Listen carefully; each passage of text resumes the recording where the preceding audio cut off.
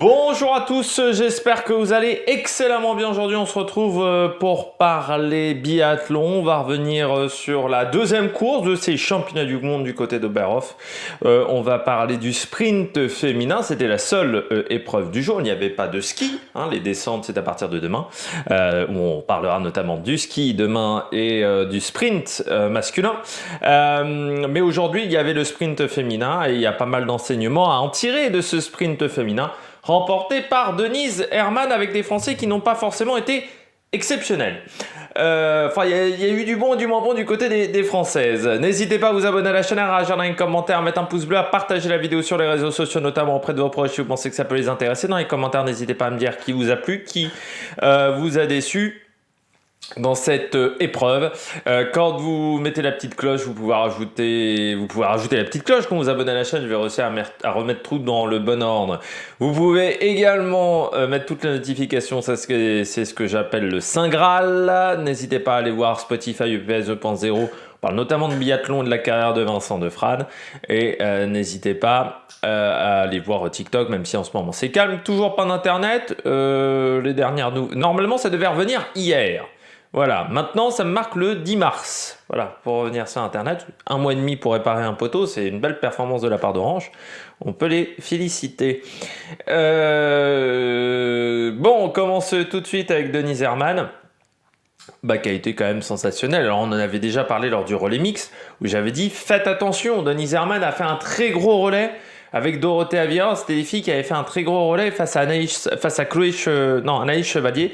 Anaïs Chevalier avait eu beaucoup de mal face à Denise Herrmann. Denise Herrmann, elle avait repris au moins 25-30 secondes de retard par rapport à ce qu'avait fait Vanessa Voigt. Et j'avais dit, faire attention quand même, Denise Herrmann, elle semble en très grande condition physique. Et sur les skis, elle a été impériale, c'est-à-dire que voilà, elle fait une sacrée performance. Et après, il fallait faire un 10 sur 10 au tir. Elle a réalisé le 10 sur 10 au tir. Donc pas de souci de ce côté-là. Voilà, quand on fait le meilleur temps de ski, forcément après derrière ça devient beaucoup plus facile. Et pourtant au niveau du tir, elle fait pas un temps exceptionnel, parce qu'elle est à 53e au niveau du temps de tir. Elle perd 15 secondes au niveau du tir. C'est pour vous dire vraiment qu'elle était largement au-dessus au niveau du temps de ski. Vraiment sur cette course, elle a été vraiment fantastique sur le temps de ski. Elle perd 15 secondes par rapport au meilleur temps, mais par exemple par rapport à Heuberg ou Lynn Persson, par rapport à Lynn Persson, elle perd 10 secondes, par rapport à Anna Heuberg, elle perd 7 secondes. Donc vraiment, il y a une grosse perte de temps sur vraiment le tir. Par contre, sur la course, elle a été super performante et ça, on l'avait vu déjà sur le relais mixte. Et là, ça a été vraiment très performant de la part de Denise Herrmann. C'était pas facile, on disait championnat du monde en Allemagne. On sait que les Allemands sont très friands de biathlon. Ils ont eu des très belles générations de biathlon, de coureurs de biathlon. On pense notamment à Zen Schischer chez les garçons et chez les filles. C'est vrai que ça fait depuis quelques temps que la densité a un peu disparu. Il y avait Dahlmeier également qui était très forte chez les filles, mais qui avait pris sa retraite très jeune. Qui était à peu près arrivé au même moment qu'un petit peu après Martin Fourcade, on va dire Lisa Dahlmeier, mais elles avaient vraiment des filles performantes et des garçons performants. C'était vraiment une des nations phares du biathlon. Et puis on a un peu pris la place de l'Allemagne, en fait, il faut le dire. La France a un peu pris la place de l'Allemagne aujourd'hui. Et l'Allemagne a un peu perdu en densité. C'est vrai que ces championnats du monde à Oberhof, on les sentait pas si bien que ça. Le relais mixte ayant été complètement vendangé, mais Denise Herrmann a fait une très belle course à domicile. Et donc chapeau, elle a réussi à résister à la pression. Anna Heuberg deuxième. Zéro faute également pour Anna Heuberg. Toujours ce sentiment que les Suédoises au niveau des temps de ski, comme si on avait mal préparé son pic de forme. C'est-à-dire que le pic de forme est arrivé trop tôt dans l'année. J'ai cette impression-là de la part des Suédoises, parce que Anna Heuberg, sur le temps de ski, c'est pas si incroyable que ça. Même si elle fait un montant de ski, elle a profité également dans le dernier tour. Je crois qu'elle est emmenée par Chloé Chevalier, et elle se fait tracter sur le premier tour aussi, parce qu'elle était dossard 28. Mais Anna Heuberg, perfection au niveau du tir. C'est là où elle est vraiment forte. Voilà, aujourd'hui, c'est qu'elle fait un tir assez décontracté quand même. Ensuite, elle finit très fort parce que c'est vrai que elle revient très fort dans la dernière descente. Donc, je pense que les Suédois avaient des bons skis par contre. Autant le temps des skis était peut-être pas fantastique au niveau de la forme, autant les skis étaient meilleurs que les skis allemands. Et elle finit très fort, mais bon, elle échoue pour pas grand-chose. 2 secondes, c'est vraiment rien. Elle a pas grand-chose à se reprocher, Anna Heuberg. Voilà, elle est tombée sur plus forte qu'elle. Lynn Persson, troisième. Alors, temps de ski, bon, qui est pas exceptionnel de la part de Lynn Persson, elle est 11e en temps de ski. Bon, après, Lynn Persson, c'est pas la plus rapide sur les skis depuis le début de saison. Elle, c'est un peu normal qu'elle arrive un petit peu fatiguée, on va dire, à Oberhof. Elle a recommencé très tôt parce qu'elle n'était pas sûre d'avoir sa sélection en Coupe du Monde. Donc, elle a décidé de faire une pré-saison très costaud. On se souvient, c'était à Idré. Quand il y a eu les premières compétitions de pré-saison, donc on avait suivi sur piste verte. C'était même le premier ou le deuxième numéro de piste verte à ce moment-là, et c'est vrai qu'elle avait été vraiment solide, Lynn Persson. Ensuite, elle a réussi des belles performances, notamment au Grand Bornand, où elle s'était imposée. Mais c'est vrai que depuis janvier, c'était un petit peu compliqué également pour la Suédoise. Elle est revenue au bon moment avec un sans faute. Vraiment une très belle perf. Martha Olsbourg-Reuseland, une erreur. C'est dommage parce que quand tu vois son temps de ski, il est vraiment bon. Tu sens qu'elle s'est préparée spécialement pour cette compétition et que c'est une fille qui va être très dangereuse dans les courses à venir, Martha Olsbourg-Reuseland, puisque vraiment je l'ai trouvée très performante. Lisa Vitozzi, pas top au niveau des skis, seulement le 6e temps, 26 secondes de retard par rapport à Denise Herrmann. Une erreur, donc elle finit à 45 secondes. On voit qu'il y a déjà des écarts pour la poursuite. On fera un petit point pour la poursuite pour revenir un petit peu en tête au niveau des écarts, parce qu'il y a des écarts qui sont importants. Derrière Lisa Vitozzi, Davidova, on sait que c'est une super tireuse sans faute. Par contre, au niveau du temps de ski, ça n'a pas suffi. Elle partait avec le dossard 3 et en plus assez vite Lampic fait des erreurs. Donc voilà, elle se retrouve à finir, c'est la première je crois à passer la ligne, l'une des premières à passer la ligne, donc c'est sûr que c'était pas l'idéal, aucun repère. Sophia Schneider, dossard 34, 7ème, eh bien c'est une belle perf de Sophia Schneider à domicile, autant du côté des Allemandes, avec 2 fautes, j'ai oublié son nom, mais je vais retrouver son nom. La deuxième allemande, normalement, c'est Pajtic, mais elle a fini tellement Vanessa Voigt finit 41e, ça a été compliqué pour Vanessa Voigt. Autant Sophia Schneider s'en est bien sortie, voilà, 57 secondes, c'est une belle perf. Pareil pour Polona Klemenčič, c'est un peu presque on pourrait presque dire les deux surprises au niveau de ce classement, avec Klemenčič 8e, Adam Magnusson 9e, là également à 100 foot, 58 secondes. On voit quand même que sur les temps de ski, c'était pas fou. Et puis Julia Simon, 10e, la première française à 1,02. C'est dommage pour Julia Simon parce que très bon temps plutôt un bon temps de ski, même si c'était pas le meilleur temps de ski. J'ai les analytiques. Julia Simon, 5e, même 5e temps de ski à 23 secondes. Mais le temps de tir est pas si mal. Elle est dans les temps de tir des filles qui jouent la gagne, et puis en sachant qu'il y a les 2 tours de pénalité pour Julia Simon, donc ça ralentit un petit peu ton temps de ski normalement, c'est vrai que c'est pas top pour elle parce que voilà ce temps de course où elle n'a pas réussi à faire vraiment une super perf à ce moment-là. Avec les 2 tours de pénalité qui lui coûtent très cher parce qu'elle finit fort sur son dernier tour. Vraiment, elle est en 6,48,7, c'est le 6e temps, mais à 12 secondes 3. Donc c'est vraiment, elle finit pas mal. Par contre, elle a eu vraiment du mal sur le tir et ça lui coûte très cher. Ces 2 erreurs, elle fait 8 sur 8 et puis voilà, elle n'a pas réussi à concrétiser.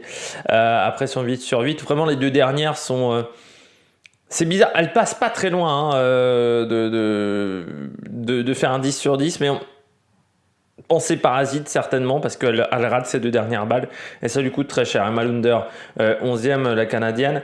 Hauser 13 avec un sans faute, donc vraiment pas un très bon temps de ski pour Lisa Teresa Hauser. Tendrevold, 14e. La norvégienne, là aussi 2 erreurs sur le tir debout. Elle a un tir debout qui a été très compliqué, Tendrevold, vraiment, elle s'en est pas vraiment bien sortie. Chloé Chevalier, une faute, une 11. C'est dommage pour Chloé Chevalier parce que Elle peut rentrer dans le top 10 hein, sans cette erreur, mais elle a un tir debout extrêmement compliqué parce que certes il n'y a qu'une erreur, mais ça aurait pu être beaucoup pire, ça aurait pu être vraiment 3 fautes pour Chloé Chevalier parce que vraiment les 3 derniers tirs elle met beaucoup de temps avant de sortir les balles, un peu ce qu'elle avait fait également je sais plus si c'était au Grand Bornand. En début de saison, elle avait fait ça également. Elle avait eu un tir debout extrêmement compliqué où elle s'était vraiment battue pour faire un sans faute sur un sprint. Sauf que là, ça n'a pas marché. Voilà, elle fait une erreur et en plus, elle met beaucoup de temps à tirer. Chloé Chevalier sur le tir, eh bien, elle perd en shooting, elle est 72e temps, c'est-à-dire qu'elle perd 20 secondes par rapport à la fille qui va le plus vite, c'est-à-dire qu'elle est 5 secondes plus lente que Denise Herrmann, qu'elle est 12 secondes, 13 secondes plus lente qu'une Julia Simon. Que sur la phase de tir. Donc tu vois que si elle perd 10 secondes de moins, et ben elle se retrouve à 1 minute, elle est au niveau de Julia Simon, elle est dans le top 10. Donc voilà, ce dernier tour lui coûte très cher. Elvira Heuberg, 7e temps de ski, donc pas fantastique hein, pour Elvira Heuberg. Et après sur le tir, ça a été également compliqué. On l'a jamais vraiment senti dans le coup. Elvira Heuberg. Enfin moi je l'ai jamais vraiment senti dans le coup. Je pense qu'elle est un petit peu fatiguée, une faute à chacun de ses tirs. Anna Kebinger, là aussi belle perf de 74 en plus, 17e. Et puis Dorothea Virer 19 avec également 2 fautes. Pas un temps de ski fantastique hein, pour Dorothea Virer parce qu'elle a tiré assez rapidement Dorothea Virer, un petit peu à son habitude. Hein, voilà, elle ne perd que 10 secondes sur la phase de tir. Mais par contre, oui, son temps de ski, 45 secondes de perdu sur le ski, 14e temps, c'est pas fantastique de la part de la concurrente italienne. Gasparine 20e, et puis on va voir un petit peu les autres françaises. Anaïs Chevalier, 2 fautes, 24e. Compliqué pour Anaïs Chevalier parce que vraiment elle se pourrit la course dès le départ quoi. Vraiment c'est 2 fautes d'entrée sur le coucher, enfin voilà, tu peux pas faire ça. Un tir couché vraiment extrêmement compliqué pour Anaïs Chevalier. Elle l'a dit, elle était pas vraiment dedans en fait sur le tir couché, donc ça a été très compliqué pour elle. Après sur le debout ça va mieux, mais sur le tir couché ça a été compliqué parce que tu vois que elle aussi hein, elle peut faire un peu mieux, même si les jambes sont pas fantastiques hein, elle fait le 13e temps de ski à 44 secondes, c'est-à-dire qu'elle était dans les temps de Dorothea Virer, mais elle rate complètement son premier tir. Et puis en plus ça la repousse assez loin pour la poursuite, parce qu'une 33 ça commence à faire une trotte. Lou Jean Monod, une erreur, mais on savait qu'il fallait qu'elle fasse un sans faute pour pouvoir espérer un top 10. Lou Jean Monod, c'est plutôt sur les courses à 4 tirs où elle peut être très performante, la française. Donc voilà, hein, ça a été compliqué pour elle. Le temps de ski, elle a le 30e temps de ski, donc pas facile. Et puis Sophie Chevaux, bon temps de ski, voilà, avec le 9e temps de ski, donc ça c'est pas mal. Par contre, 2 erreurs sur le debout pour Sophie Chevaux. Voilà, là encore compliqué, donc 2 fautes, une 35-3 pour la dernière française de cette épreuve. Parmi les concurrentes qui sont peut-être un peu passées à côté derrière les françaises, on va dire, vous avez Vanessa Voigt hein, surtout qui passe à côté. Knoten également, la jeune norvégienne qui fait 37e avec 2 fautes également, c'est pas top. Donc Vanessa Voigt, 2 fautes, 41e à 2 minutes. Autant vous dire que pour la poursuite ça risque d'être compliqué. Et puis Samuela Okomola, l'italienne, 46e. Fialkova, mais Ivona Fialkova, hein, pas la bonne on va dire des Fialkova. L'autre sœur Gasparine avec un 2 fautes fait 50e. Et puis Lampic. Alors Lampic, elle était partie très forte. Hein. On rappelle, Lampic, elle vient du ski de fond. L'année dernière, on l'a suivie sur le ski de fond, Lampic. Elle part vraiment très fort. Et puis elle s'est complètement ratée sur le tir debout. Voilà, avec 4 erreurs. Elle est vraiment complètement passée à côté de 46. Et puis Sletemark, la Groenlandaise. Non, pas la Groenlandaise, la Groenlandaise. Parce que la Groenlandaise, ça n'a rien à voir, c'est Groenland. Non, du Groenland, Groenlandaise. Je ne sais même pas si on dit de cette manière, donc une erreur, voilà, à 2,44. Bon, elle sait que c'est surtout sur les épreuves à 4 tirs où elle peut tenter quelque chose, et puis bon, elle sait que son temps de ski n'est pas fantastique, par contre elle est solide sur le tir. Eh bien, on a fait le tour de cette course. On peut commencer à envisager l'épreuve de poursuite. Alors, pour la poursuite, bon, Denise Herrmann et Anna Heuberg ont un petit pécule d'avance. Voilà, elles vont pouvoir en plus se relayer. Ça va être intéressant pour les deux concurrentes, parce qu'à 2 secondes d'écart, forcément, elles sont très proches, mais elles ont 25 secondes d'avance un peu sur toute la meute. On a ensuite Lynn Persson, Marthe Olsbourg-Reuseland. J'ai peur que pour Lynn Persson, ça soit compliqué d'accrocher la roue, d'accrocher les skis de Marthe Olsbourg-Reuseland. On a Lisa Vitozzi qui est un petit peu seule au monde. Parce que Davidova n'arrivera pas à la reprendre, donc elle va être un petit peu en difficulté. Et puis après, on a un petit groupe quand même qui est assez intéressant. Julia Simon notamment à 1,02, Tendrevold à 1,10. Chloé Chevalier également, Elvira Heuberg, 1,11, 1,13.